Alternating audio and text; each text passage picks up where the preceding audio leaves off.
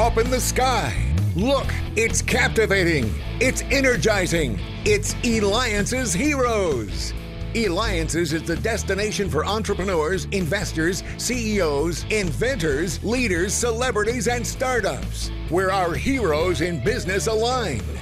Now, here's your host flying in, David Kogan, founder of Eliances. That's right. And you know we're back again because we're going to unlock the secrets of people who are successful and making a difference in the world. That's what this show is all about, learning from them. And thank you again for the feedback we continue to get when I interviewed the co-founder of Oracle. So make sure that you go to Eliances.com to check out past episodes because, as you know, it is the only place where entrepreneurs align. And all right, so we've got something really interesting today that we're going to share with you, and you're going to be amazed because it's what's going on with rock. And what do I mean? And how is rock helping you? Well, we've got with us Wes Geer and Constance Scharf, Rock to Recovery. They're both part of Rock to Recovery.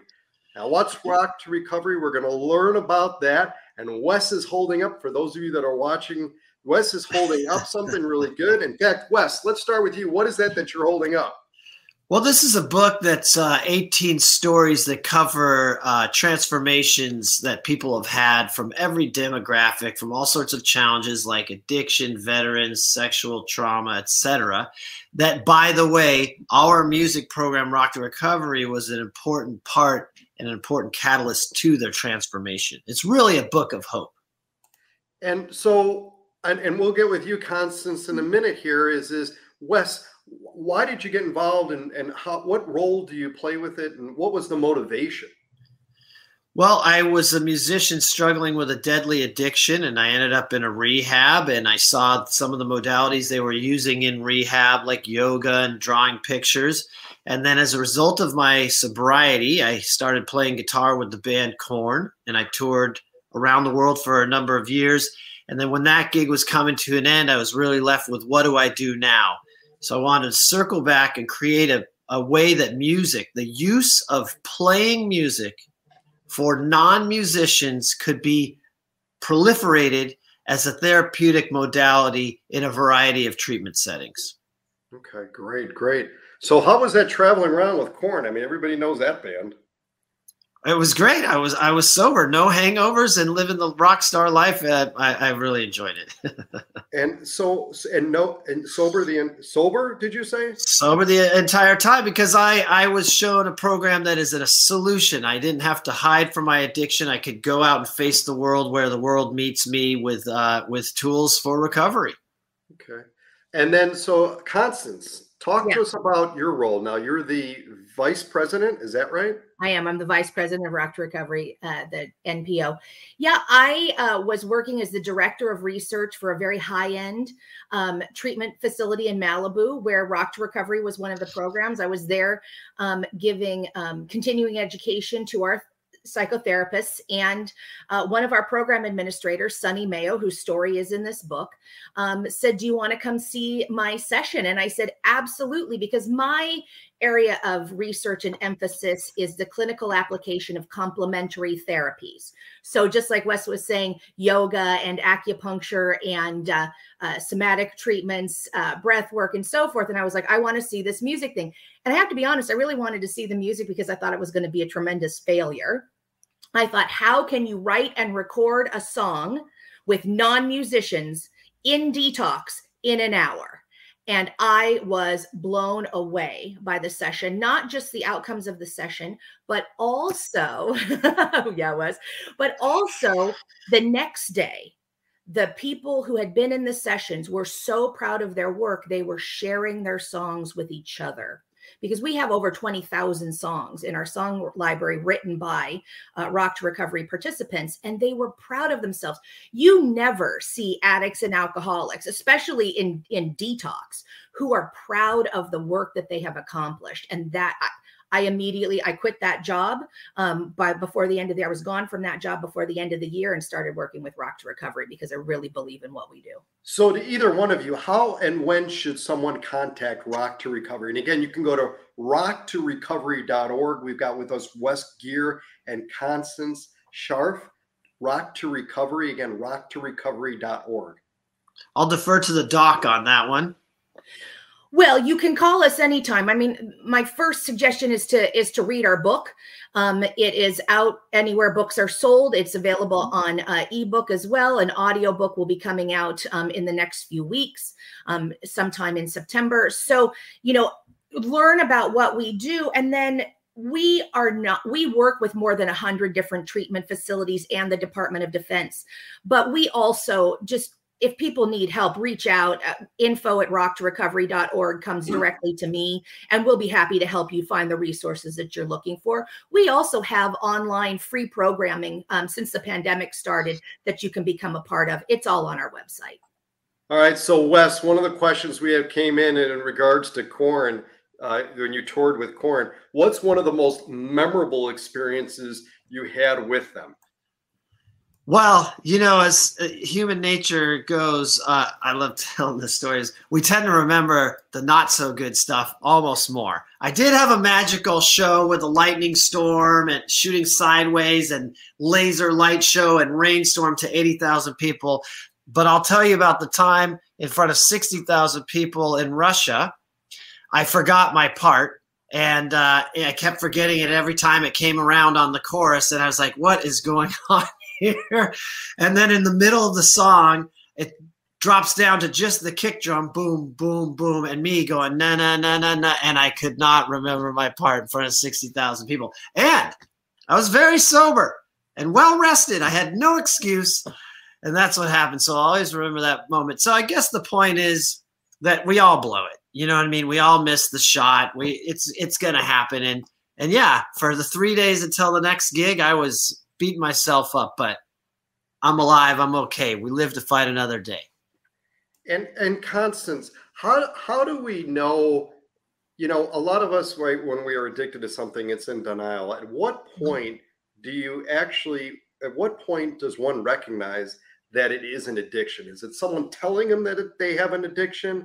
How does that come to be? Well, both Wes and I are in recovery. We have about 40 years, the two of us together, of clean time. And, mostly it comes very late, right? When the person who has an addiction problem usually doesn't see it before everybody else in their life knows. What I try to do, we call it raising the bottom, right? To get people to see it earlier. When you start having consequences, right? When you start being late for work and your friends are saying, hey, this isn't cool, and your kids are embarrassed of you. And those are the times, that's when we really can make dramatic impacts without you having to lose your business, your car, your house, your family, all your health, all of those other things. So when you start having consequences. Yeah. Is there a such thing as any good addiction? Does good addiction exist? Well, addiction by its definition is negative, right? That it's too much. So there are things that you could do, like, right, exercising regularly, right? Wes is fantastic he has a great exercise regimen. But if you're addicted to exercise, well, then you're doing it too much to the point where you have negative consequences, like, blowing out your knees and, not being able to show up for other things and so on and so forth. So addiction is never a good thing. Wes, when you're performing on stage, and that, what's going, I want to know, share with our audience, our listeners and viewers, like, what's going through? Do you feel the music through your body, through your mind? What are you thinking about? Are you thinking about, okay, I need to do the next key? Where do I stand? What's going on? What's the detail? You're hoping by the time you're on stage, the song is almost by rote, so it's muscle memory. So then it becomes like an expressive, natural extension of your body. And being that I play rock music, we tend to have a lot of, our own version of dance moves. So hopefully you're putting an emotion behind it. and you're not thinking so much about the parts. Of course, there's a little bit of memory. We talked about when that didn't work for me. There's a little bit of memory work there and trying to be on cue and make sure you're in time with the drummer and stuff. But really, we're trying to put our emotions and our energy into the performance, into every note we hit. Yeah, that's phenomenal what you guys are doing. And again, everyone can learn more by going to rocktorecovery.org. Where can we get the book? Amazon, best spot, Eliances.com. Here's the book right here, Rock to Recovery. People who are reading it are saying they're getting a lot out of it. This is a great thing to give people. You asked earlier about how do you know if you have a problem. One thing that was taught to me is people that don't have a problem don't wonder if they have a problem. So this is a great opportunity. If you know somebody out there or you yourself are struggling, you might find some hope or kind of get a little bit of direction in here. You could give it to somebody who's searching for answers. Either one of you, tell us about another one of the success stories. Somebody where you saw come in, somebody who read the book, just something of to give hope, because we've got a lot of people right now that are listening and watching, and they're addicted to something. Whether maybe if they're thinking they're addicted to it, they're probably addicted to it. And others that know that they are because their family's been telling them constantly. Is there a way out? Is there a point of no return, or is there always a way out? There is always a way out. There is always a way out. If you are still breathing, there is still hope for you. And I mean that with all sincerity, whether you get our book or not. Like, there is hope and there is help for you. One of my favorite stories in the book, I love all the stories in the book because I did all the interviews, but one of my favorite stories in the book is of Sarah, who was a therapist who was in recovery for about 17 years, if I'm remembering correctly, and was kidnapped and sex trafficked. And she still came. She lost everything. She lost all her money. She lost her family. She lost custody of her child. And yet, through music, and she's very clear about how music specifically helped her. Through music, she was able to find a reason to live and to find a new career. She's become an artist. She's gone back east. She's from the Carolinas. She's gone back east, and she's working it out with her family and having visitations with her child. She would have killed herself. Without Rock to Recovery, she would have died. And we find that too in our section on veterans, the same kinds of stories. Without Rock to Recovery, they would have died. And I'm so grateful to be a part of this organization.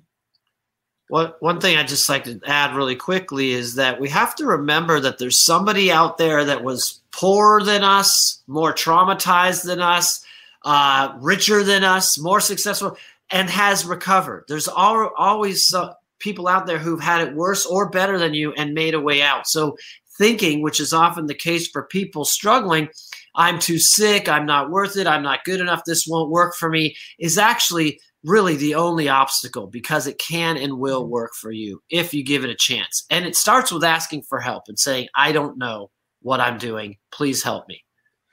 What about parents? What can they do to help maybe look or identify things that happen with children that are addicted or that have some of the signs of what they believe may be addiction? What kind of tips, since both of you have been through recovery, what would maybe you would have liked to have seen from an adult or from a parent? So there are parents of minor children and adult children. By the time people are contacting me, their children are usually adults. For those who have minor children, there are many, many resources. The problem is that parents don't usually know how to access them or how to look for them. And so contacting someone like me or another professional in your local area to find out what the resources are. A great place to go is Psychology Today, which has a database of therapists and people in your local area who can tell you what your local resources are at all sorts of price points. Because unfortunately, most resources for young people are not covered by insurance. Then if you have an adult child, it's really trying to show them that they have a problem and not love what we call loving them to death, but setting really firm boundaries and saying, you need to get yourself together and I'm going to help you do that, but I'm not going to help you kill yourself. Yeah, that was key for me. I had, we look at people on the streets. How did you end up homeless or a drug addict or whatever? If I didn't have a couple people in my life say, we're not letting you do this to yourself, you can get help, or we're walking away from you, that's actually what saved my life. And what we have to understand is things like addiction are a family disease. And oftentimes, as Constance alluded to, the parents can actually be killing their children by helping them too much. And really, oftentimes, the parents have to look at their own behaviors. And if I'm let's say I'm a father or even a sister or a brother, and I have an addict or an alcoholic near me, I'm getting sick too. And so the strongest thing we can do in these situations is make sure we're staying in a very, spiritual, connected, healthy mental place. So oftentimes the parents and the family need counseling and therapy as well. Well, it's amazing what both of you are doing. First, I want to do now a little bit of snooping. We're going to start with Constance first. Man, I see an incredible amount of books behind you and that. All right. So there's a fire in your place and you can only pull one book behind you besides the Rock to Recovery one. See, Wes, I caught you on that. Besides that one, what other one would you pull? I have an antique dictionary that my great-great-grandparents had. That's what I would pull, because all of these can be replaced. Excellent. All right, now Wes, talk to us about something unique. And I think maybe we're in your family room here, bedroom. What's something unique in your room? Well, I mean, the most important and unique thing is my beautiful Martin guitar. I love it. Yeah. I'm not going to do a concert for you because I just heard my guitar out of tune, and I'm not going to make the viewers home listen to me go bang, and tune the guitar. But that's something unique. This is my living room, by the way. We got a little, wait, I'm backwards.